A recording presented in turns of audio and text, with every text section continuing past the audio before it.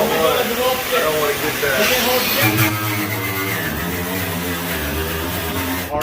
that. Milwaukee took a crap. Give it a second. Hey. It's tired. It's been through a lot before I got in the hand. Hold on, we gotta give it a back massage? Do we gotta give it a back massage?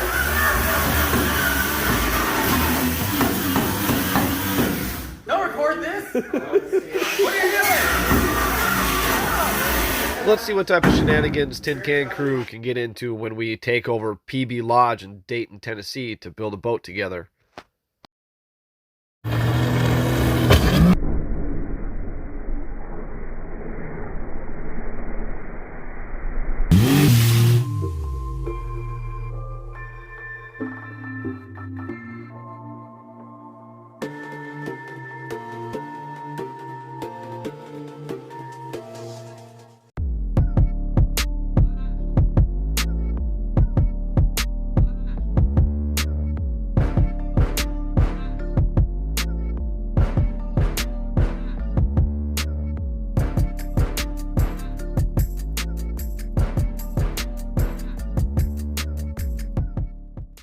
What's up, YouTube? John, JDS Outdoors.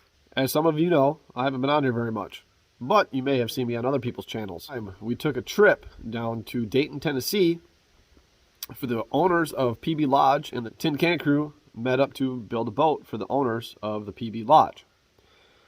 So that's what I've been doing. I'm kind of ashamed to say that I did not take the GoPro out at all one time. We were just having too much fun shooting the crap and building this boat. I did, however, get a few clips on this phone here that I will show you here coming up. Had a good time meeting up with Chris Simmons, Anthony Jones, Brigade Boats, Eric, Few-Man, Jeremy Wakefield of 24/7 Boats. He's also on TikTok with Small Town Boat Restoration. Feel free to check him out. And I'll have links to all of these guys' channels down in the description. Got to work with Frank, Piedmont Custom Fab. All those guys are great. Had a good time building this boat, but now I am back up in, you can see all the changing leaves and it's cold and I'm in flannel and back up in Wisconsin for now. Put almost 3,700 miles on the old trimmer. Got to work with master boat builder Mike Lopez. Got to see his Yak Killer boat that he built. That thing is pretty sweet, and it's always a good time seeing Ryan with Fire Ant, Nate with Nate Custom Boats, all those guys. So let's get into it. So first we got started by removing all the old garbage from the inside of the bottom, get it ready for self-etching primer. You'll never see any of this, but we just wanted to clean it up. Coming soon to tinyboatnation.net. Near you is the cut-to-fit all-aluminum transom. You cut it, you bolt it into your boat, and here we are installing it in PB Lodge's boat. That he welded, but and they're already welded precisely for all those drop-in lids that we generally have. Yeah, all the lids and everything are here. Everything's here. And then the rest of it's sheet metal that is right here. And that is what we're going to be using to frame the rest of it. Obviously frame the top. Here we have Nate Eckold with Nate's Custom Boats, soon to be TV Nation Outdoors, installing the bolts in the transom and the transom bracket.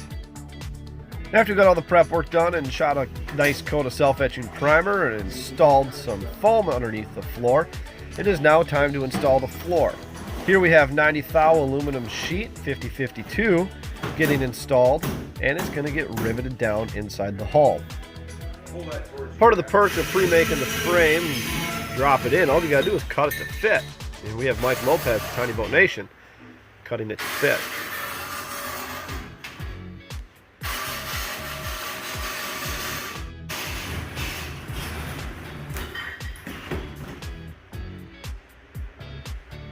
And here we have Adam Ryan of Adam Ryan Fishing, who literally filmed all of this. If you want more in-depth information about this, check out his channel. I'll leave a link in the description. He has every step possible in this boat build on Adam Ryan's channel. And here we got Nate Eckold installing the horizontal supports, giving us a spot to attach our vertical supports to, and our vertical face. And I got to give it to Milwaukee here. Their rivet gun is pretty awesome. Even though it lost the rivet race against the Harbor Freight pneumatic, which Nick Barr and Ryan both have on their channels and on TikTok showing the rivet race.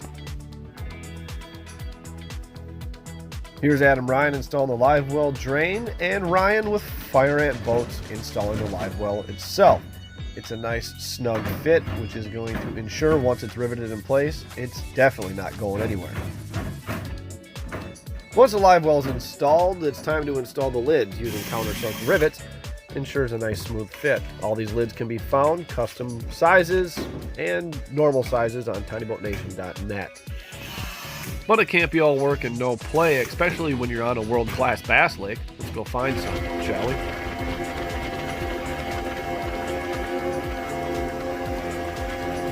There we go. Hey! I I thought it was much bigger, but there's lots of grass. Yeah! You can touch it all you want. Nice fish. Dude, that frog sat there for a solid 20 seconds. I was talking to you guys and turned around and smoked it. Alright, I'll take that. Nice. Dude, it felt like it was a 10-pounder because it had so much grass. I didn't know how big it was. Frog is the way to go, that's for sure. Unfortunately, Nick Barr was the only one to catch a fish out on that trip, but me and Ryan made up for it. Well, teamwork definitely makes the dream work when building the boats. Here we got Chris Simmons, Ascendant John Boats, drilling the holes. We got Adam Ryan countersinking those holes. We got Jeremy Wakefield sending those rivets home with that rivet gun again. Jeremy is with 24/7 Boats and Small Town Boat Restoration on TikTok, and there you can see Nate Eckold in the background also drilling holes. Here's Harbor Freight coming in clutch again with their shear. This thing works awesome on 90 thou or less aluminum. It's we're doing some pretty funky cuts here.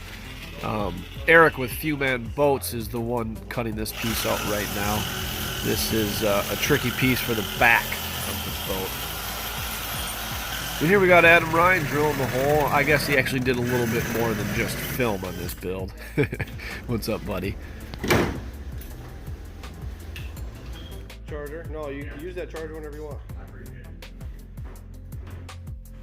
Now that it's all cleaned up, it's time for Turf Master Nate Eckold to do what he's the best at. Start turfing. This line turf isn't exactly the easiest to work with, but Nate sure makes it look easy. If you ever wondered what 3 o'clock in the morning looks like with a hand router on some turf, and the master hand router himself, Mike Lopez, at the helm, here's what it looks like. This guy is amazing.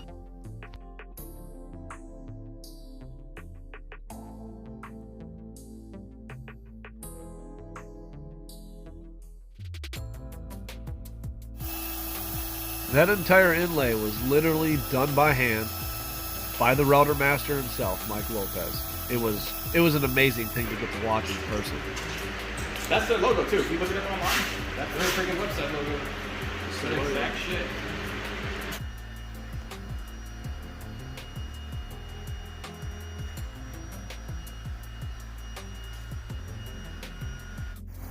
It rained a good portion of this trip, but this was one nice evening. The day before, it was the TinCanCrew meet and greet at the PB Lodge in Dayton, Tennessee. The lodge with the garage. This is a great idea.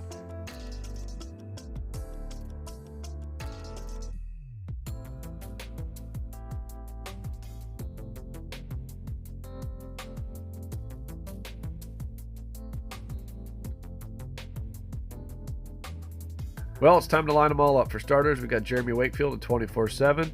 We got Eric with Few Man Boats. Then there is the boat that we built. Next is Nate's boat with Nate's Custom Boats. And then Slaunch Outdoors boys decided to show up. We finished turfing that with them. Then we got Anthony Jones with Brigade Boats. Last but not least, the Yak Killer.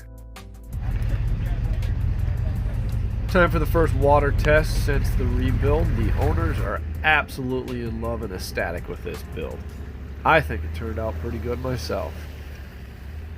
Let me know what you guys think down in the comments. Don't forget to check out the description for the links for everybody else that was involved in this build. Thank you. And as far as everything's concerned with me, I'm still slumming it here. To the Tiny Boat Nation build in Dayton, Tennessee, I took the truck and I took my other enclosed trailer, which I had pretty much every tool possible that I own inside of it, and it worked really good. And I thought it was a great idea to have that trailer to bring to builds. Only problem was it was a little too small, so I decided to upgrade, and I got a bigger trailer that I'm going to build out and use for future boat builds. Because I hope that this TinCanCrew meetup and boat builds continue and happen more frequently. So that's what that's going to be for. And you can see the camper peeking its nose around the corner right there. So I'm still slumming it around, trying to figure out what I want to do with my life. But in the meantime, I had a blast out there in Dayton, Tennessee, building that boat with those guys. So make sure you check all them out. Appreciate you watching me. And as always, thanks for watching JDS Outdoors.